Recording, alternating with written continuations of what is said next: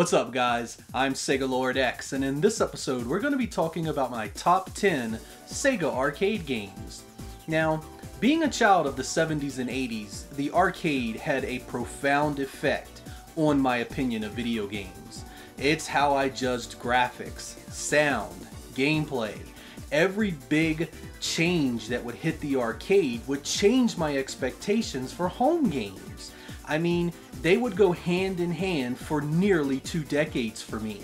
So these Sega arcade games, I cannot stress enough how important they were to me and the hobby of gaming as I saw it. So we're going to take a look at the games that I had the most fun with, the games that had the biggest impact on me, whether it be visually or gameplay or just an all-around package of awesomeness. We're going to take a look at the top 10. Let's get started. Our first game here, Thunderblade, made the list for a few different reasons, and perhaps none greater than the where, when, and how I first experienced it.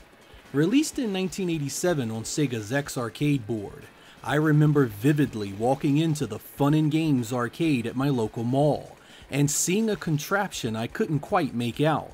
It was a strange looking thing with a seat and a monitor, and as I drew closer, I realized what I was witnessing.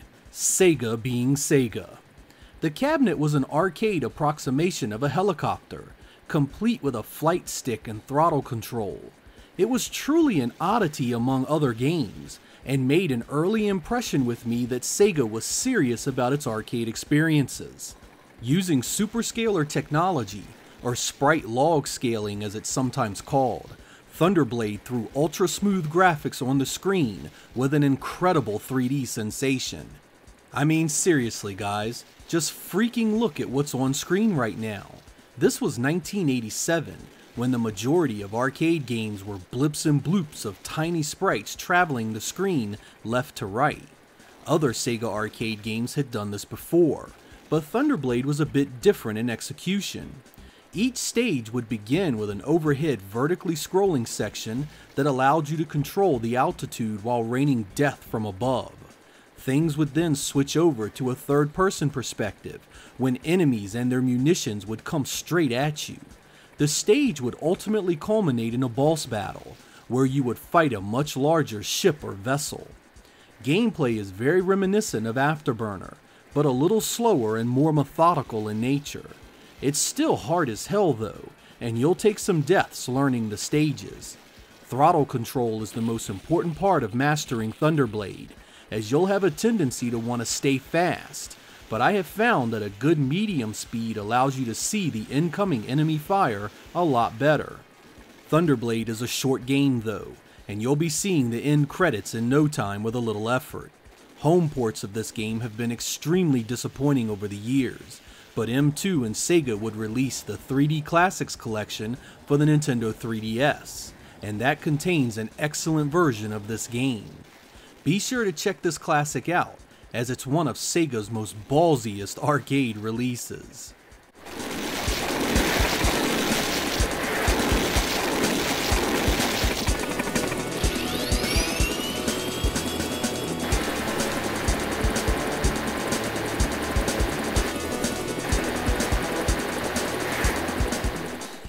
Spider-Man the video game hit arcades in 1991 courtesy of the Sega System 32 hardware. When I first saw the game, I was immediately turned off as this platforming beat-em-up hybrid is a hell of a fun game. You can choose between 4 superheroes: Spider-Man, Black Cat, Hawkeye, and Submariner, each with their own traits such as speed and power, as well as special moves inherent to the characters themselves, like web blasts and arrow strikes. These specials impact your vitality, so you must use them where they make sense, and not simply spamming them constantly. The game is split up across 2 game engines. The first is a Final Fight style beat 'em up that has you punch your enemies with each character's special power. Each stage then wraps up. You can play it in this form as MAME and other emulators. Licensed games can often be there.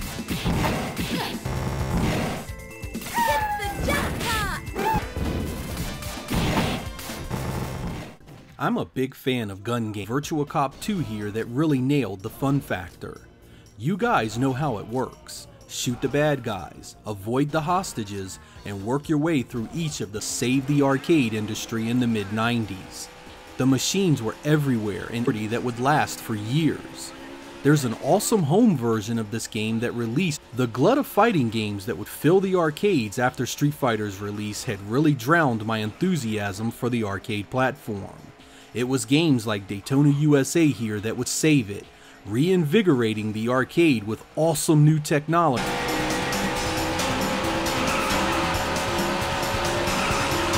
Released in 1996 for the Model 2 arcade hardware, and developed seriously. It was faster, more dynamic, more explosive, and the fondest memories from the 90s arcade scene, and one heck of a two-player gun game.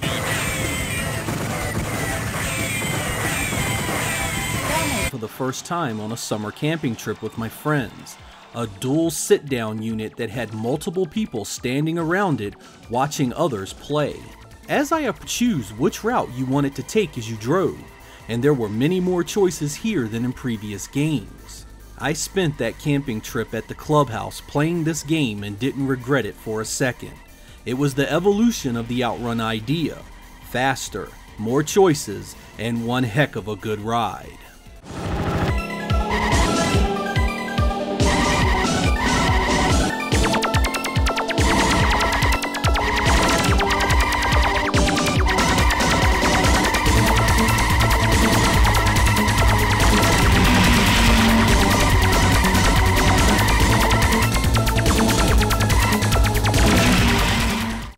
AM1 wasn't done churning out awesome Sega System 32 software with Outrunners in 1992, as they also blessed the world with Golden Axe: The Revenge of Death Adder. This sequel to the popular Golden Axe arcade game was a continuation of butt-kicking hack-and-slash action. You choose one of 4 new heroes and set forth to stop the evil Death Adder yet again.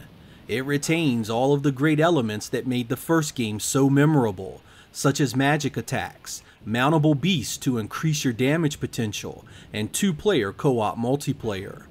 Death Adder would add 3- and 4-player co-op, branching paths that the player could choose, and gameplay segments that had you traveling into the backgrounds deeper to do battle. As with the first game, your magic attacks are the real eye candy here, and most of the magic doesn't disappoint. In a twist, the small elf character named Trix doesn't employ a damaging magical attack, in attack combos and jump attacks mainly, supported by rushing attacks and up. Game has never seen a home version of any kind. No ports, no that Sega needs to get up off its ass and get its fans a version of. It's this.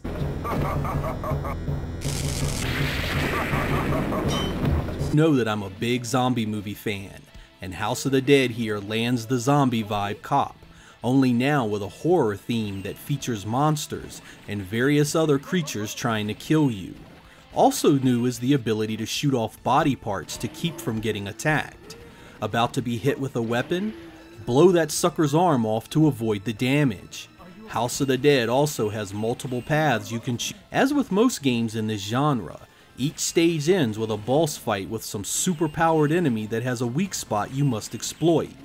A Sega Saturn version of this is visual splendor. That has left House of the Dead without an accurate home console, the ultra-popular Daytona USA.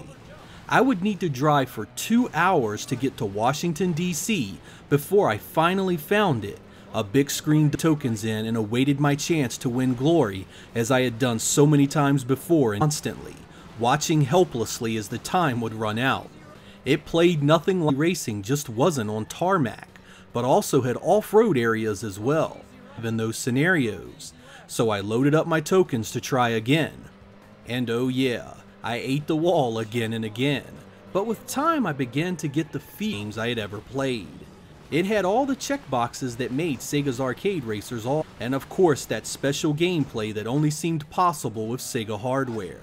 In my opinion, the chances you're gonna find a Sega Rally cabinet in the wild are left. Check, okay, left. Long easy left. Caution, hairpin right.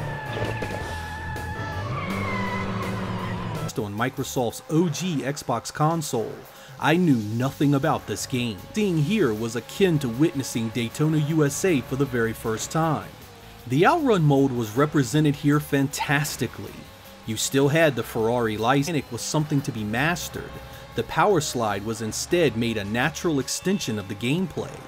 This meant that little speed was lost around turns, and the sense of movement and momentum was hardly ever interrupted. This captured the feel of the original game as well as could have been hoped, as that game was as much about the joy of driving as it was racing. Outrun 2 here would capture that same feeling of freedom on the road.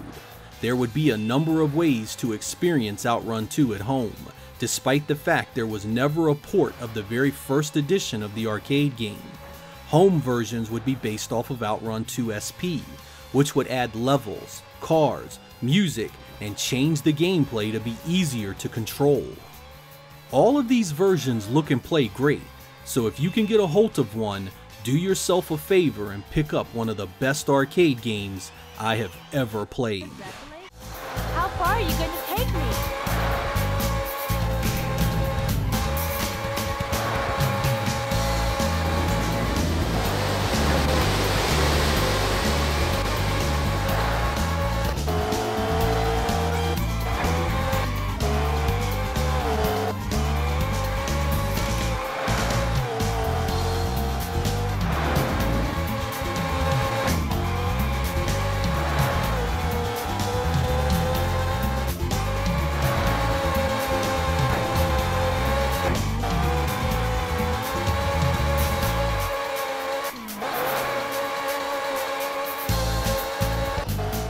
So there we go, guys, my top 10 Sega arcade games. Now, when I sit down to make this list, I had 30 games on it, so shedding 20 games was really tough. Losing some of my favorites like Virtual On and Indy 500, man, I had to really sit down and think about, did I really want to lose those games? But at the end of the day, it really doesn't matter what games I put on this list, because quite frankly, everything Sega made was so influential during that era. In the 80s and 90s, I don't think there was a single company that meant as much as Sega did when it came to changing things, be it technology, game design, or whatever. Sega was that damn good. And at the end, when it really comes down to it, nobody made games as good as Sega did. I'm Sega Lord X. Thank you guys for watching. I'll catch you next time.